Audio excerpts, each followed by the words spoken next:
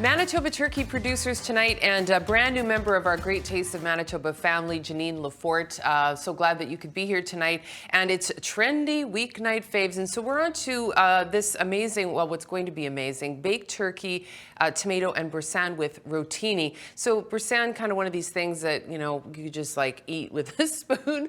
Maybe that's just me. But I've never actually made a recipe that incorporated it. So we're going to do that tonight. And of course, we begin with this amazing Manitoba turkey product that we have here, this roast. Yeah, it's great. We're gonna have so much fun. I love this recipe. So we're starting off with the butterball turkey roast.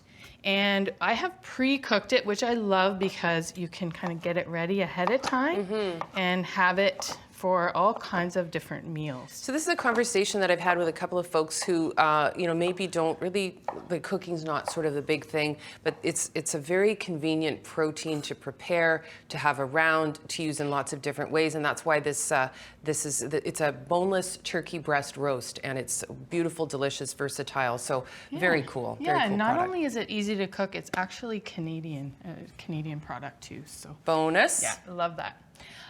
Okay, so let's build our sauce. We are going to start with all these beautiful ingredients here.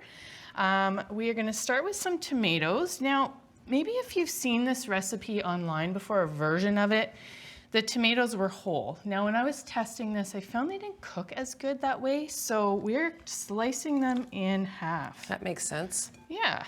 Okay, what else we got? We got some red peppers. So here we healthy, very healthy recipe. And very colorful. That's good. So we got some green onion. And looks like some pesto. Is that pesto? yes, it's a pesto. Now this is just a store-bought pesto, which is totally fine and makes your life a lot easier. You can make it yourself, go ahead, but you don't need to. Okay, nice to cut corners the odd time, right? Yeah, I think so. And then sun-dried tomatoes. Yes, sun-dried tomatoes. Again, it's not necessary, but it just kind of elevates the flavors a little bit and gives it sort of a tangy taste and brings out the tomato flavor even more. And of course, some garlic. Load her up. Yeah, lots of garlic. And some salt and pepper. That just, that looks so brilliant. Doesn't it? It looks beautiful. Oh, I love this recipe. And we can't forget the turkey. No, let's not forget the turkey. You know, recently, you probably know this already, I learned that Canadian turkeys are not kept in cages. They're actually free run in large barns where they're temperature controlled and protected from all the elements. It's really important how the animals are cared for as part of this whole process. So, all right, so we've added in all part of the turkey breast? Yeah, maybe we'll add a little more turkey. Load Gotta go all out with the turkey, it up. right? Okay. Yeah. Okay. We're using about half-ish of the turkey. Okay. I think it's about 3 cups, the recipe calls for. So you give that a good mix. Yeah. And then, so I know we're going to get to the pasta in a minute, but this is, again, versatility, flexibility.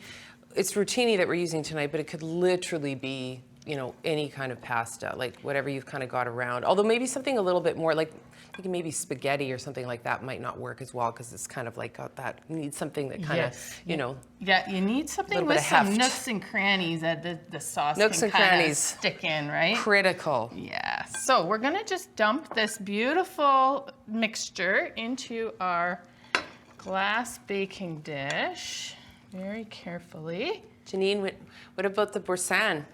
What are we going to do with the Don't boursin? worry, we're not going to forget that. I was reading online. I thought this was kind of funny, but it's like they described boursin as like cream cheese on nitrous oxide. It's like light and fluffy. It's just kind of a one-off. You know, it's this really unique ingredient. So yeah, it's beautiful. So we just plunk that in the middle. Plop it right in the middle, just like that. Okay. And then it just cooks. You're going to cover it and then put it in your oven and how long does that all cook? It's about 30 minutes. Okay, you want to see what it looks like when it's done after the 30? Yes. Because we got one. All right, let's check this out. You wouldn't mind just shutting that for me? That'd be awesome. Okay. Well, I can smell it already. Yeah, and I wish it is you could not smell it in here. a bad thing at all. Oh, Beautiful. So this is lovely, but then we have some work to do. Yes, and you we said that you do. described this as like the fun. This is the most satisfying part, and I'm gonna let you do it, Des. Thank you. Mixing in that cheese. Oh, it Okay. makes such a nice creamy sauce. Look at that. Yeah, that's And great the fun. tomatoes get cooked down nice and soft. That is, oh my goodness. What can you even say? Words cannot fully express the joy of this moment. Yeah, it's so good. You got to try this recipe and let us know how it is for you.